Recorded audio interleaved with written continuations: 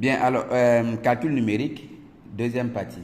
Donc, on n'oublie pas que la première partie était relative aux intervalles, la réunion de deux intervalles, l'intersection de deux intervalles, représenter un intervalle sur une droite graduée, représenter un intervalle par des inégalités. Donc, là, c'était la première partie. Là, la deuxième partie, c'est purement la comparaison. D'accord? On va faire comment comparer deux nombres.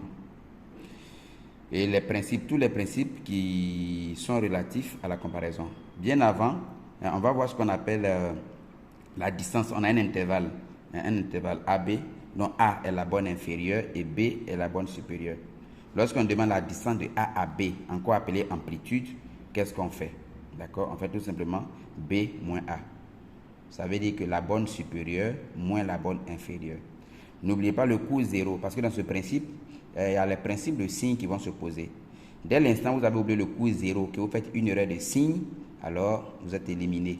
D'accord? Les maths, c'est ça. Pas de négociation. Soit c'est ça, soit c'est pas ça. C'est pourquoi les principes doivent être clairs. Donc, la borne supérieure moins la borne inférieure. Alors, le centre d'un intervalle, qu'est-ce que c'est? On additionne les deux bornes. D'accord? Additionner. Donc, la première borne plus la deuxième borne divisé par 2. Quand je dis première borne, la borne inférieure, plus la borne supérieure, donc divisé par 2. À titre d'exemple, soit cet intervalle-là, moins 2, 1. Donc, si je veux l'amplitude, on a dit qu'on fait la borne supérieure moins la borne inférieure. Dans la borne supérieure étant 1, je fais moins. Maintenant, la borne inférieure qui est moins 2. Donc, ça fait 1 moins 2. Principe de calcul, ça donne 3.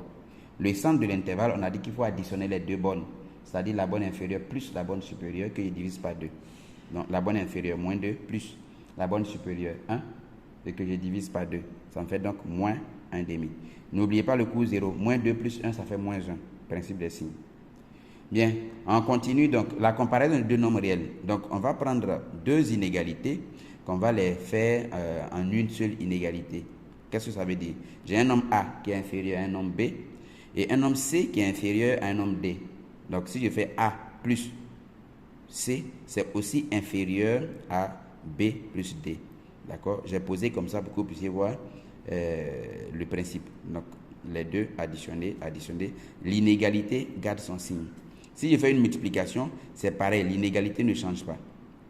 D'accord? Exemple. Donc, voici l'exemple. Inférieur. Là, qu'est-ce que j'ai fait? J'ai multiplié.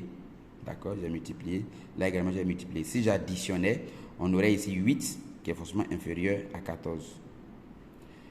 Comparer des nombres par le signe de leur différence. D'accord? Qu'est-ce que ça veut dire? Alors, j'ai 2 plus racine de 3 et 7 plus racine de 3 que je dois comparer. Qu'est-ce que j'ai fait? J'ai fait l'un moins l'autre. Et c'est encore le coût 0. Cette différence-là, regardez, cette différence, elle va porter quel signe? Alors, quand je calcule la différence, elle est négative. Si elle est négative, n'oubliez pas, voilà le signe négatif ici. Donc, la différence a porté le signe de 7 plus racine de 3. Ça veut dire que 7 plus racine de 3 est supérieur à 2 plus racine de 3. C'est encore une partie du coût 0. On a dit lorsqu'on fait une différence, on fait moins qu'on soustrait deux nombres qui sont des signes contraires, on garde le signe du plus grand. On garde le signe du plus grand. Ça veut quoi? Ça veut dire que le signe du résultat, c'est forcément le signe du plus grand. Si j'avais trouvé positif, le positif c'est celui-là. Et comme j'ai trouvé négatif, c'est lui-là qui est négatif. Donc c'est lui qui est grand. Ça veut dire que 7 plus racine de 3 est supérieur à 2 plus racine de 3. Voici un autre exemple. J'ai 2 racines de 2 moins 1 et 3 moins racine de 2. Je vais encore les comparer. Je fais leur différence comme ici. D'accord? Je fais leur différence. Et cette fois-ci, je ne trouve pas un nombre réel qui peut me permettre de voir le signe en même temps. Je trouve un nombre qui est 3 racine de 2 moins 4. Là encore, j'ai des problèmes pour voir son signe. J'ai des problèmes parce que ce n'est pas un nombre réel. D'accord? Et comme ça, qu'est-ce que je fais? Je vais élever chaque membre au carré. J'élève 3 racines de 2 au carré. J'élève 4 au carré. Quand j'élève 3 racines carrées de 2, je trouve 18. Quand j'élève 4 au carré, je trouve 16.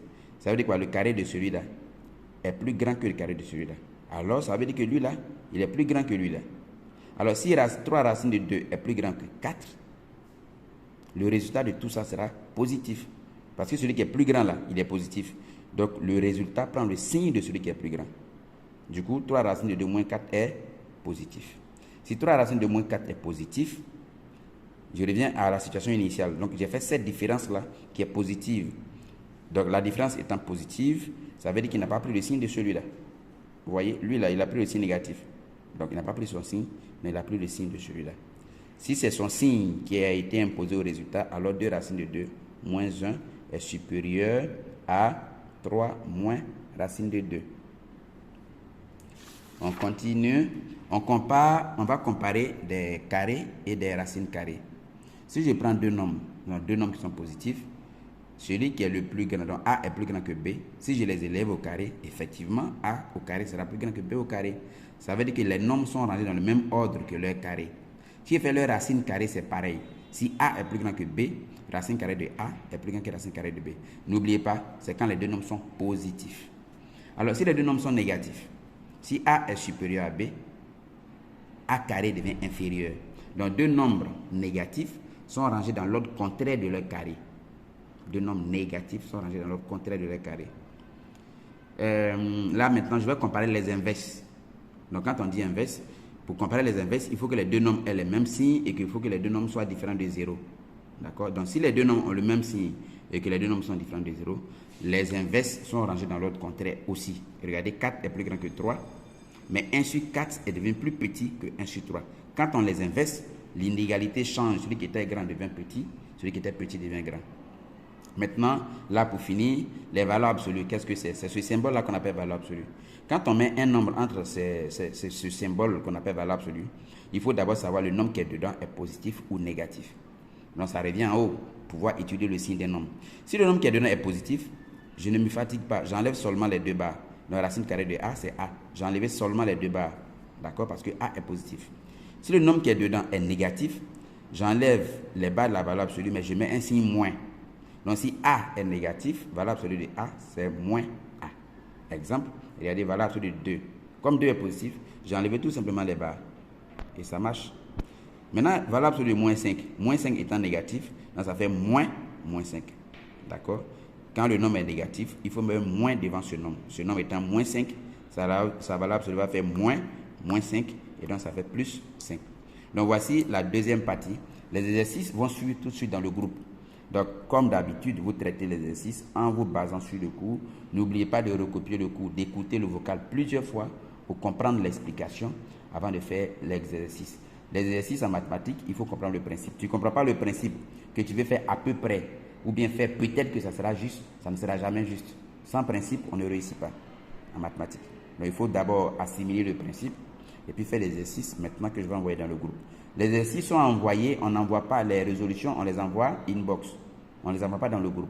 Tu traites, tu envoies inbox pour qu'on puisse vérifier individuellement le travail que tu as pu effectuer. Alors, c'est tout.